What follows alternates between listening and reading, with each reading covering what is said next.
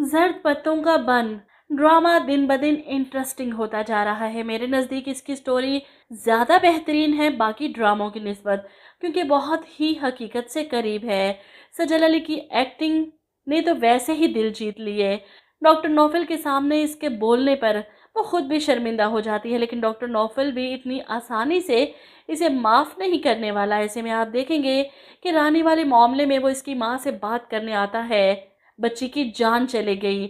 نسرین، اگر تم چاہو تو ظالموں کے خلاف آواز اٹھائی جا سکتی ہے۔ ہم ان امیر لوگوں کو کیفرے کردار تک پہنچائیں گے مل کر۔ اس سے پہلے کہ رانی کی ماں ڈاکٹر کی بات مان کر اپنی بچی کے لیے انصاف کے لیے بات کرتی، اشرف بیچ میں آ کر ڈاکٹر کو چپ کروا دیتا ہے۔ اوئے، اپنی زبان کو لگام دو، اتنی گالیاں دوں گا نا کہ کانوں سے دھواں نکلنا شروع ہو جائے گا۔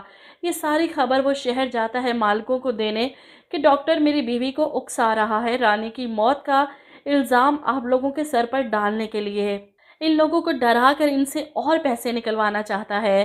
دروازے پہ کھڑا مسلسل بیل دے رہا ہے اور اندر کھڑے میاں بیوی غصے میں ایک دوسرے سے کہتے ہیں کہ یہ ہماری جان چھوڑنے والا نہیں بلکہ جان کا عذاب بن کر آیا ہے۔ وہیں دوسری طرف مینو روشن سے پیسے لینے کے بعد اس کی بات ماننے پر مجبور ہے، اسی لیے مقدس کو اس کا پیغام پہنچا دیتی ہے کہ وہ ملنا چاہتا ہے تم سے۔ ہم مقدس روشن سے ملتی ہے اور اسے تانا دیتی ہے کہ تو صرف باتیں کرتے رہ گئے اور اگلا آ کر منگنی بھی کر گیا۔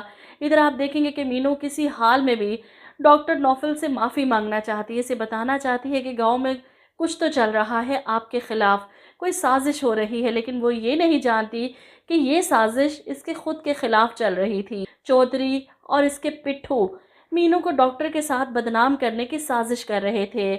ایسے میں مینو کا ڈاکٹر کے پاس جانا، اس سے ملنا، اس بات کو پورے گاؤں میں جنگل کی آگ کی طرح پھیلا دیا جاتا ہے۔ یہ لڑکی گاؤں کی عزت کے ساتھ کھیل رہی ہے۔ اب مینو کے دروازے پر دھاوا بول دیا جاتا ہے غیرت مند مردوں کی طرف سے۔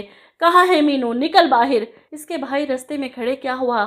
تو اسی کو ڈنڈوں سے سوٹوں سے پیٹ دیا جاتا ہے۔ بغیرت اپنی بہن کو روک نہیں سکا، اسے آوازیں دی جاتی ہیں، اندر چھپ کے بیٹھی ہے بے حیا، باہر نکل، باہر نکل مینو۔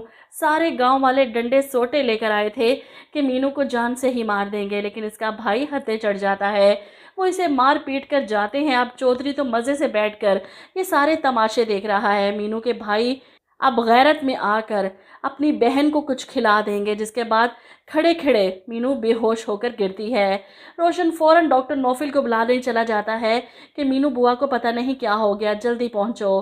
اب ڈاکٹر نوفل آ کر مینو کو چیک کرتا ہے اور بتایا جاتا ہے کہ اسے زہر دینے کی کوشش کی گئی ہے، شکر ہے کہ اس نے کیا کر دی، ورنہ بہرحال ڈاکٹر نوفل کی خیر نہیں۔ اب مینو کو تو بچا لے گا، لیکن خود کو کیسے بچائے گا گاؤں والوں سے؟